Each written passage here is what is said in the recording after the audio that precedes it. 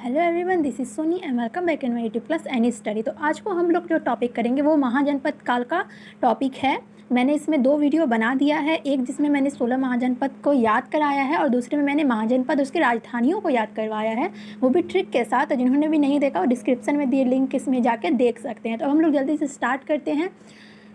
तो total 60 question हैं, कोशिश करेंगे कि जल्दी जल्दी इसको क्लियर कर दे दो पार्ट में।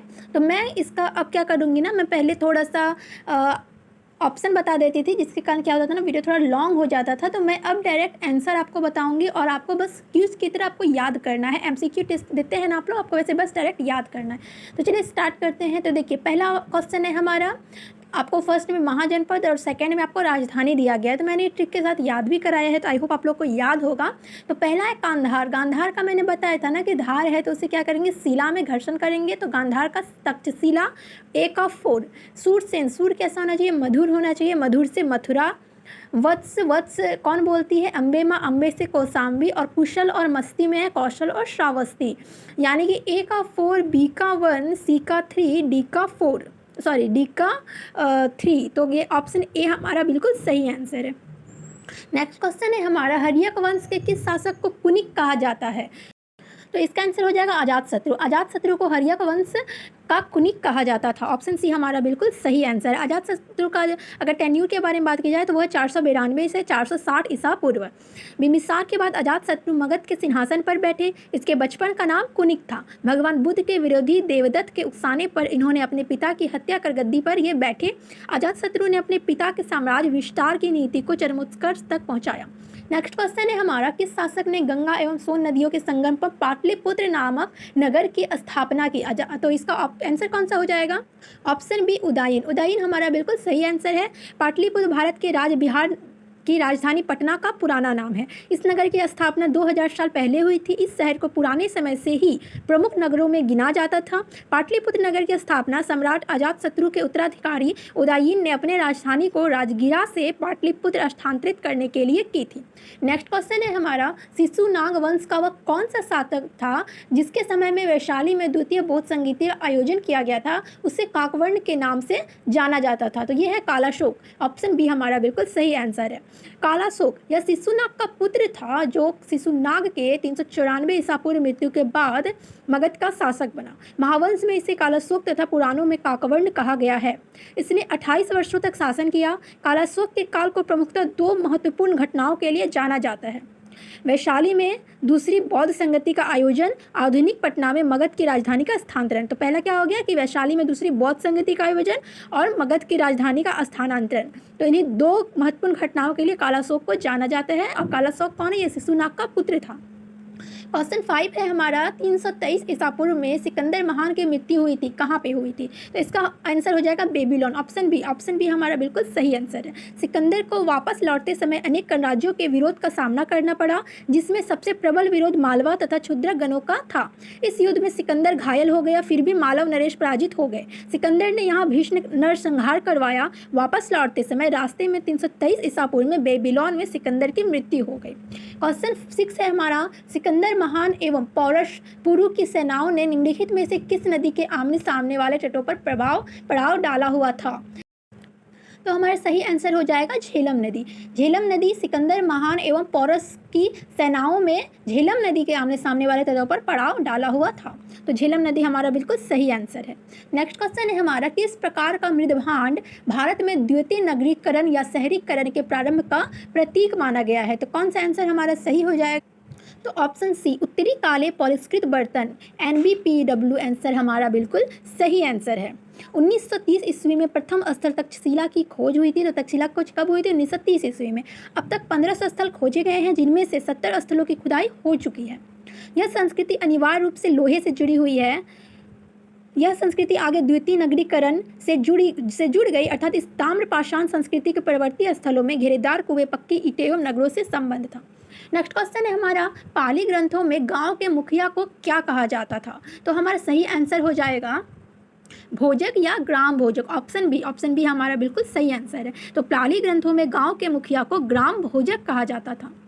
नेक्स्ट क्वेश्चन है हमारा, उज्जैन का प्राचीन नाम क्या था? तो उज्जैन का प्राचीन नाम अवंतिका था। Option A. ऑप्शन ए हमारा बिल्कुल सही आंसर है। उज्जैन का प्राचीन नाम उज्जैनी था। यह मध्य प्रदेश का एक प्रमुख शहर है। उज्जैन शिप्रा नदी के किनारे बसा हुआ है। उज्जैन विक्रमादित्य के राजधानी हुआ करती थी। नेक्स्ट क्वेश्चन है हमारा, नंद वंश का संस्थापक कौन था?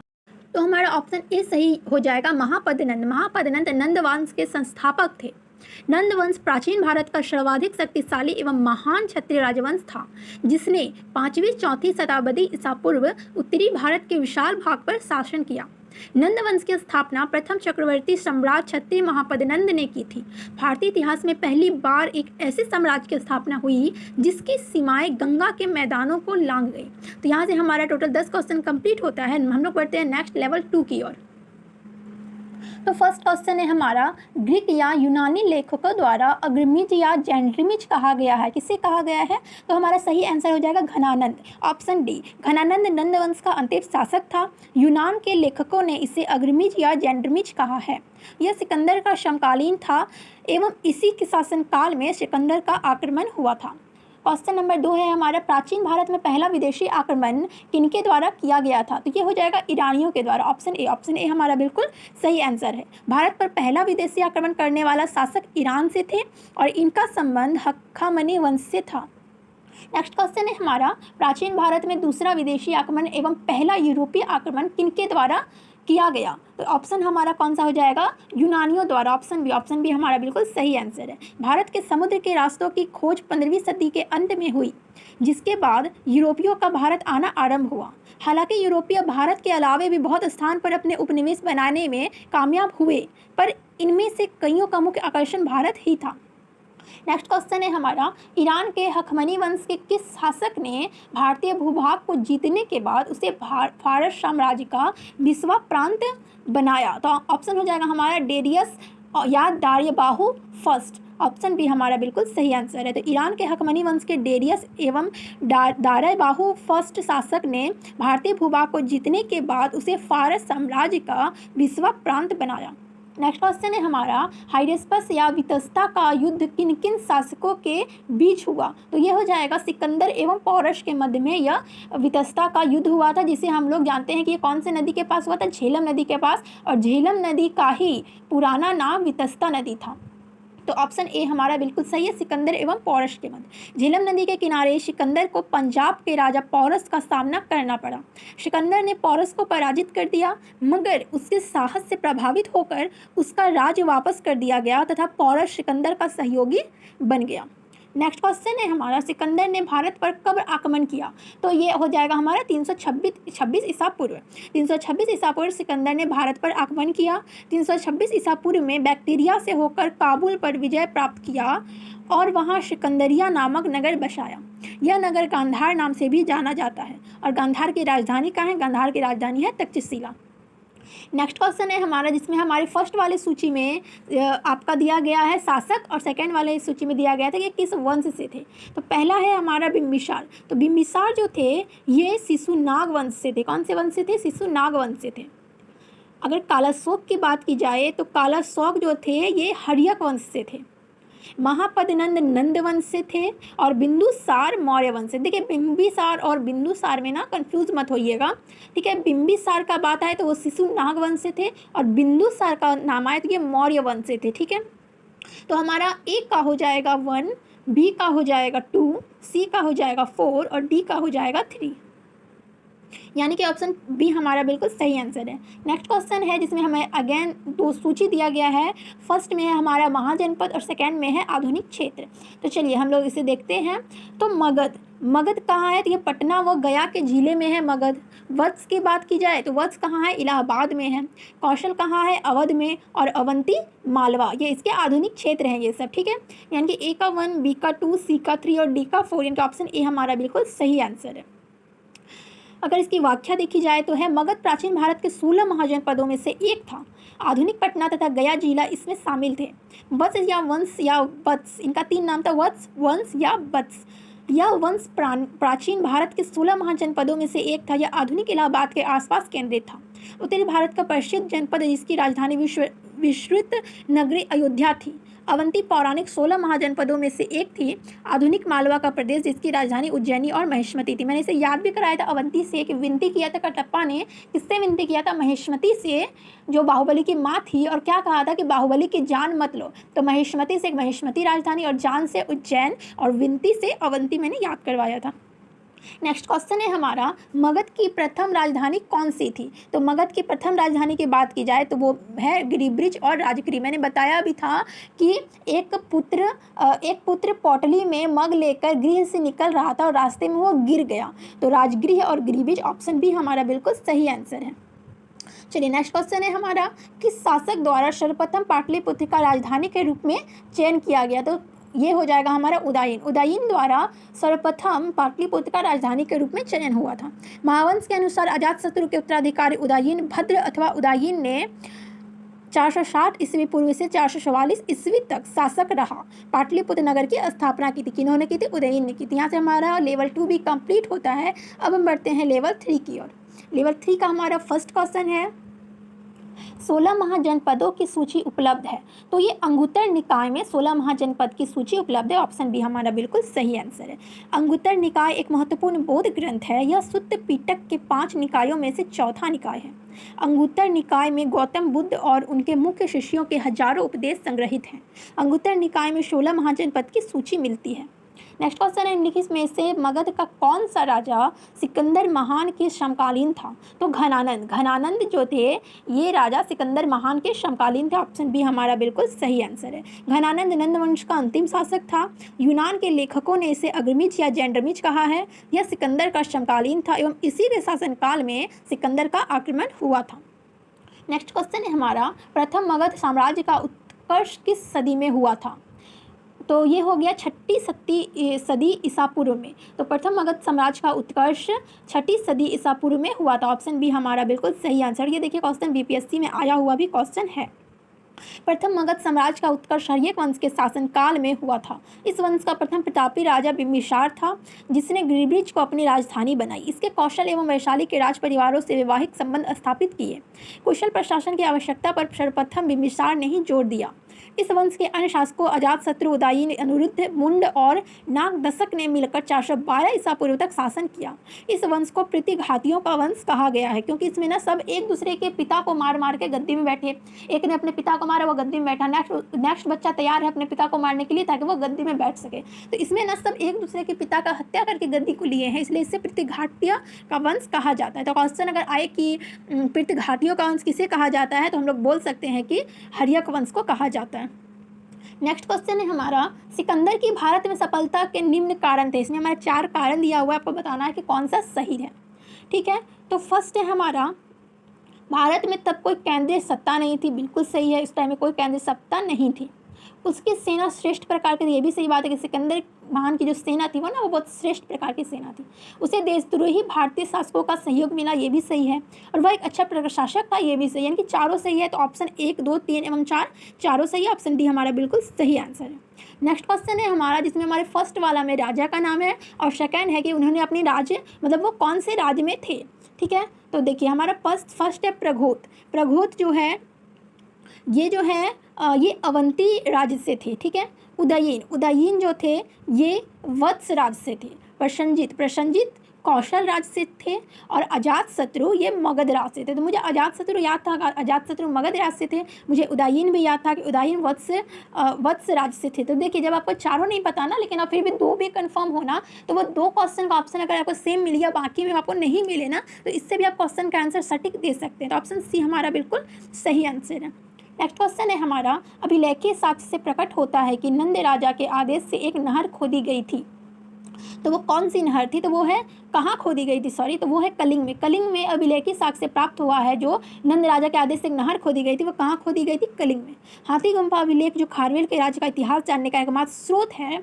यह हाथी गुम्फा अभिलेख बहुत ही इंपॉर्टेंट अभिलेख है, ये एग्जाम में आता भी है। ठीक है, इसके अनुसार अभिलेख लिखने के 300 वर्ष पूर्व, लगभग 344 ईसा पूर्व, मगध नरेश वंश के महापदनंद ने कलिंग पर आक्रमण करके जिनसेन की मूर्ति उखड़वा लिया था और इसके साथ ही वहां एक नहर खोदने का आदेश दिया। अभिलेख की 6ठी पंक्ति में कहा गया है कि खारवेल में तंसुली से एक नहर का विस्तार अपनी राजधानी तक किया था। नेक्स्ट क्वेश्चन है हमारा, पहला ईरानी शासक जिसने भारत के कुछ भाग को अपने अधीन किया था, तो कौन सा हो जाएगा? तो ये हो जाएगा डेरियस। ऑप्शन सी हमारा सही आंसर है। पहला ईरानी शासक डेरियस था जिसने भारत के कुछ भाग को अपने अधीन किया था। तो अगर बोला जाए पहला ईरानी शासक कौन था, तो वो थे डेरियस। दारा प्रथम या डेरियस प्रथम प्राचीन ईरान के हखामनी वंश का प्रसिद्ध शासक था, जिसे इतिहास में धार्मिक सहिष्णुता तथा अपने शिलालेखों के लिए जाना जाता है। वह फारसी साम्राज्य के संस्थापक कुरोस के बाद हखामनी वंश का सबसे प्रभावशाली शासक माना जाता है। उसके शासनकाल में हखामनी साम्राज्य मिस्र से सिंधु नदी तक फैल गया था। उसने यूनान पर कब्जा किया और उत्तर में शकों से भी युद्ध लड़ा। उसने इतने बड़े साम्राज्य में एक समान मुद्रा चलाई और आरामाई को राजभाषा करार दिया। नेक्स्ट क्वेश्चन है हमारा, मगध के राजा अजातशत्रु का किस गणराज्य के साथ युद्ध रहा? तो ये हमारा हो जाएगा वज्जी के साथ। वज्जी जिसको हम लोग वैशाली भी बोलते हैं, ठीक है। वज्जी के राजधानी की बात की जाए तो मैंने बताया था ना कि राम जी ने बाजी मार ली, वो मिथिला के राजकुमारी से विवाह कर लिए और मिथिला एक बहुत विशाल साम्राज्य था, तो वहाँ से मिथिला, विशाल से वैशाली, और एक क्या था हमारा, विवाह से विदेह। तो ऑप्शन ए हमारा बिल्कुल सही आंसर है। बिंबिसार ने मगध का विस्तार पूर्वी राज्यों में किया था, इसलिए अजातशत्रु ने अपना ध्यान उत्तर और पश्चिम पर केंद्रित किया। उसने कौशल एवं पश्चिम में काशी को अपने राज्य में मिला लिया। वृजी संघ के साथ युद्ध के वर्णन में महाशिला कंटक नाम के हथियार का वर्णन मिलता है, जो एक बड़े आकार का यंत्र था। इसमें बड़े बड़े पत्थरों को उछालकर मारा जाता था।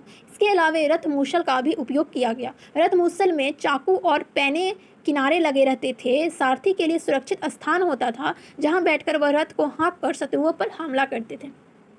नेक्स्ट क्वेश्चन है हमारा, वज्जी संघ के विरुद्ध मगध राज्य के किस शासक ने प्रथम बार रथमूलस, एक ऐसा रथ जिसमें गद्दा जैसा हथियार जुड़ा था, तथा महाशिला कंटक, पत्थर फेंकने वाला एक युद्ध यंत्र नामक गुप्त हथियारों का प्रयोग किया गया? तो ये किसके काल में किया गया? तो हमने पीछे ही पढ़ा, तो ये हमारा हो जाएगा अजातशत्रु। ऑप्शन ए हमारा बिल्कुल सही आंसर है।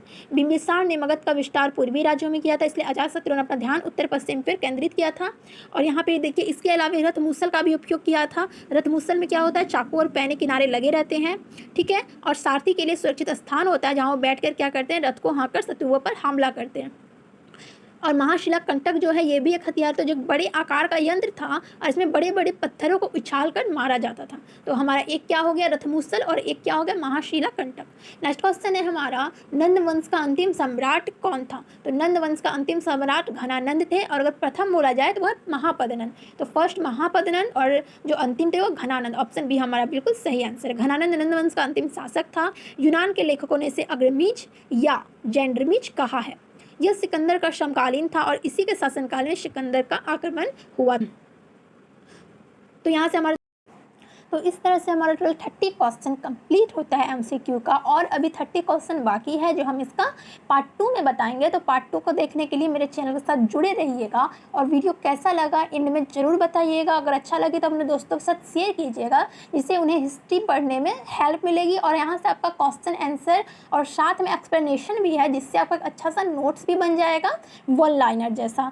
तो वीडियो के साथ बने रहिए, और अच्छा लगे तो लाइक कीजिए, सब्सक्राइब कीजिए, and thank you for watching.